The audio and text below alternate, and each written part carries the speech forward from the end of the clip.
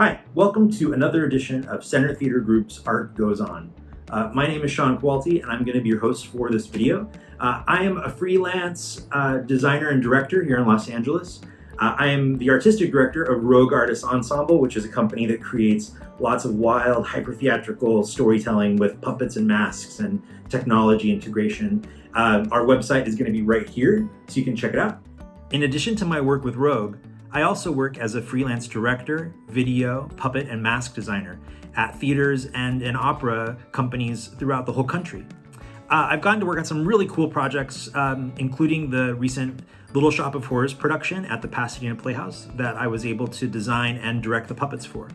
I'm going to include the link to my website, seancawelti.com, right below me here, so you can check out my work.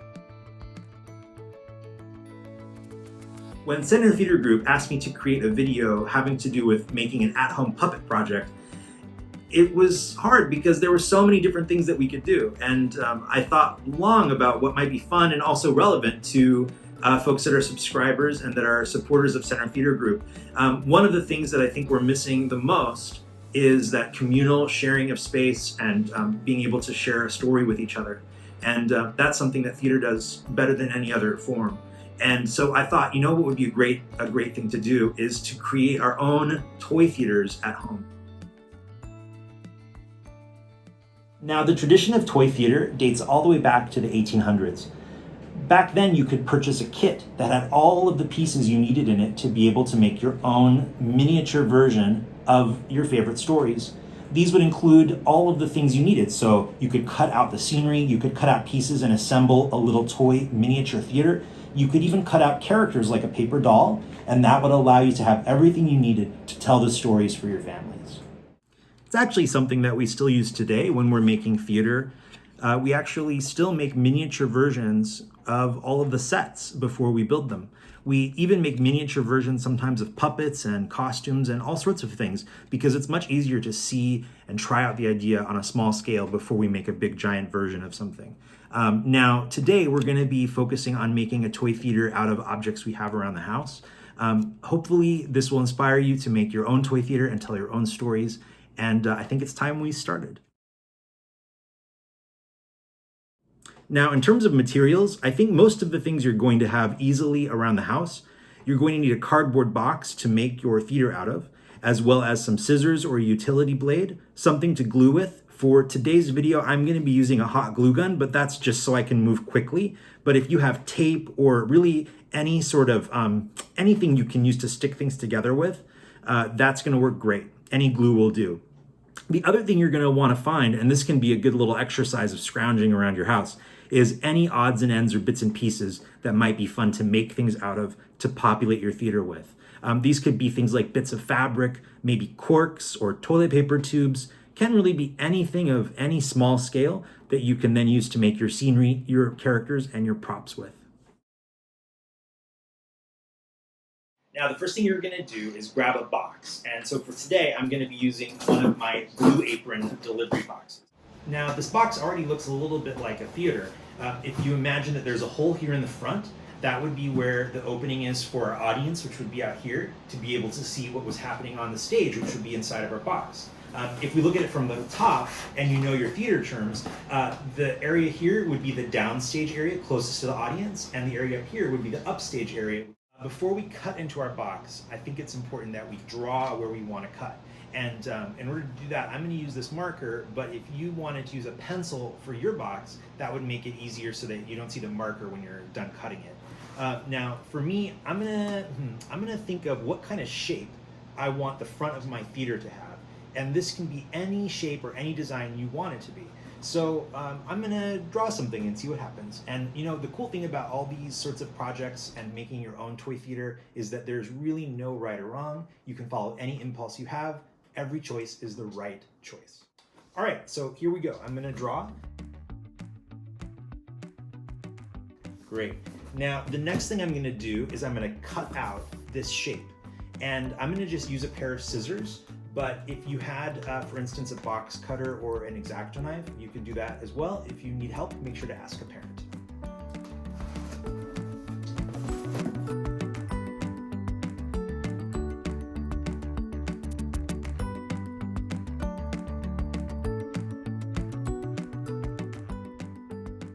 Great. All right, we just did it. We just cut a hole in the box, and now we have the opening of our theater.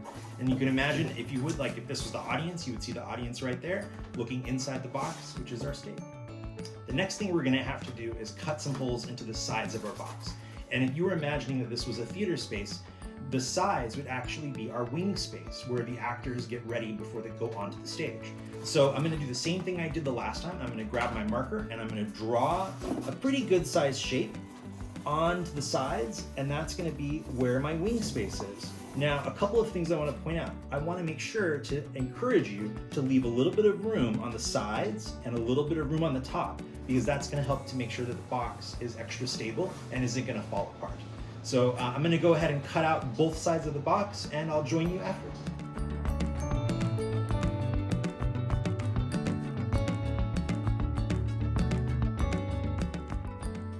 Okay, so now we have the two sides of our theater cut out.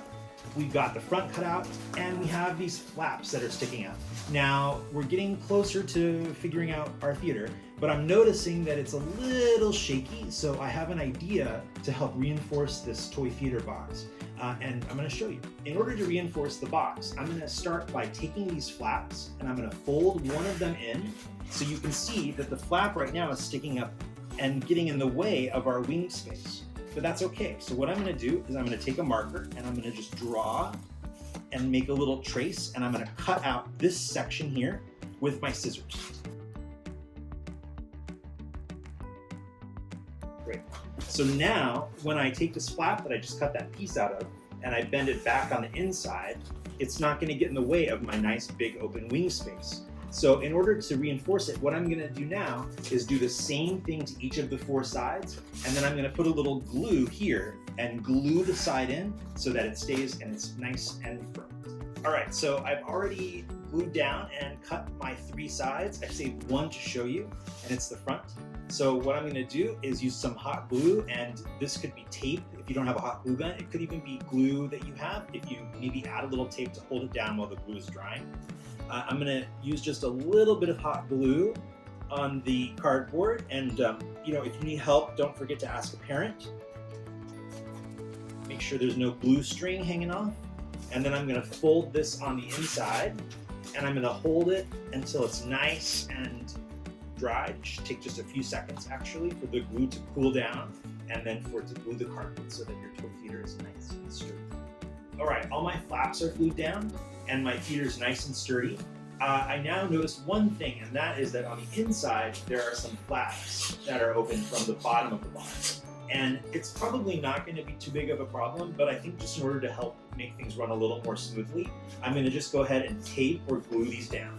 And I have some masking tape right here, and I don't think we're going to need too much. So what I'm going to do is just put a couple little pieces of masking tape right on the bottom of this cardboard to hold down those flaps.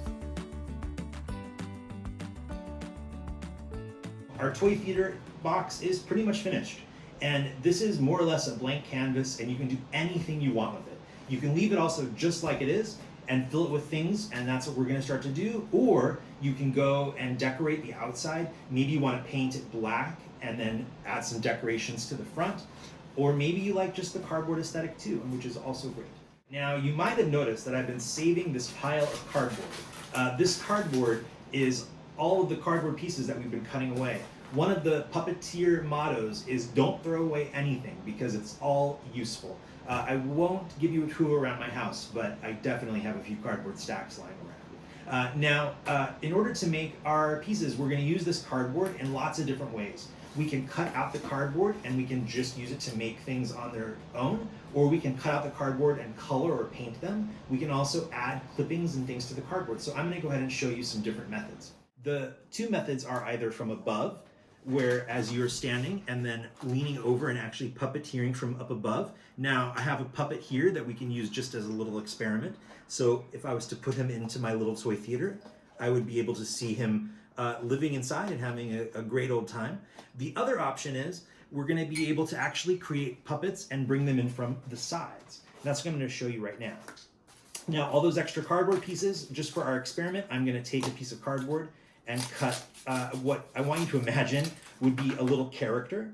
And then I'm actually just gonna take right now a wooden spoon, could be also a barbecue skewer or a dowel or even a stick from your front yard, really anything you have lying around. I'm gonna take this little cardboard piece and I'm gonna stick it onto my wooden spoon. To do that, I'm just gonna use some tape.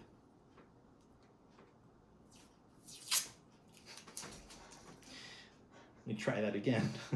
Actually, I'm gonna use my special tape, my gaff tape.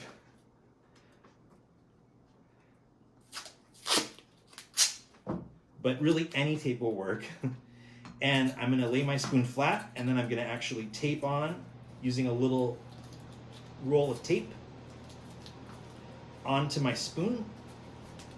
And now I have a little puppet character that I can actually puppeteer from the side. And if you imagine a little character moving around, performing a scene, I can have characters coming from both sides, in and out of the theater, and even play with things coming from up above as well if I wanted. There's really limitless potential in terms of what story you want to tell.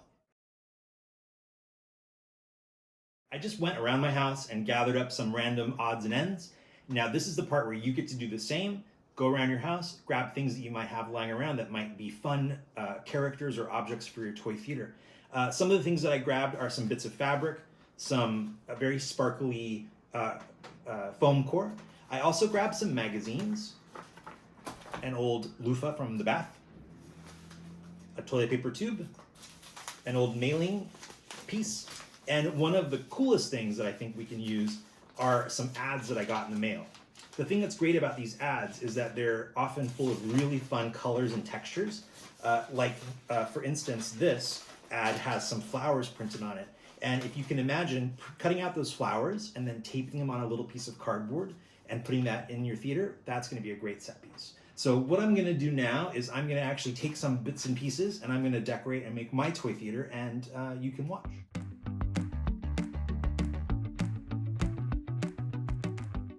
Now, one of the other tips that I wanna share is how to make a little stand for your little objects in your toy theater. I have my little clipping I cut out.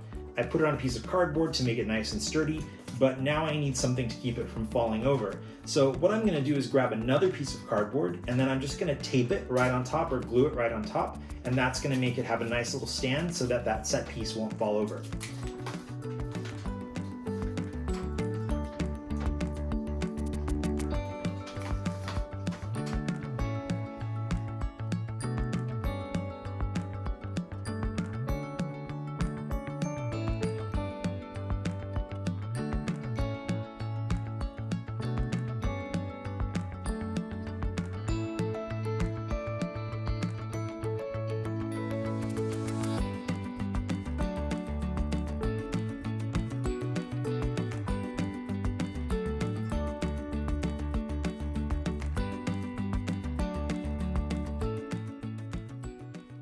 Welcome to Temp Amundsen, the name of my theater. And just to show you a couple of the little pieces that I made, I have a couple of these newspaper clippings that are junk mail that I actually just cut out and then mounted on cardboard. I also made a couple of different little figures, characters that are going to be able to come in from the different sides. And one is a drawing that I made that I just cut out, and then I glued a piece of cardboard on the back, glued a little base on the bottom, and then stuck a barbecue skewer on to the side so I can puppeteer it. The other one is a magazine clipping from a National Geographic, and I did the same thing, cardboard, a little stick, and I can puppeteer it coming in and out. And then I also have another little astronaut that I found that I put a stick coming up through the top, and this puppet I'm actually gonna come in from the top to puppeteer. So get ready, here we go, a mini performance just for you. La la la, la la la, la la la. Wow, I just love being out in the open with no mask on here in the Grand Canyon. It's so beautiful here, especially since they added that Greek statue up in the mountain.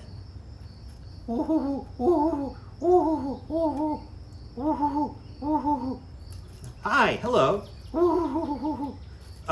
Wait, look up, I see something coming.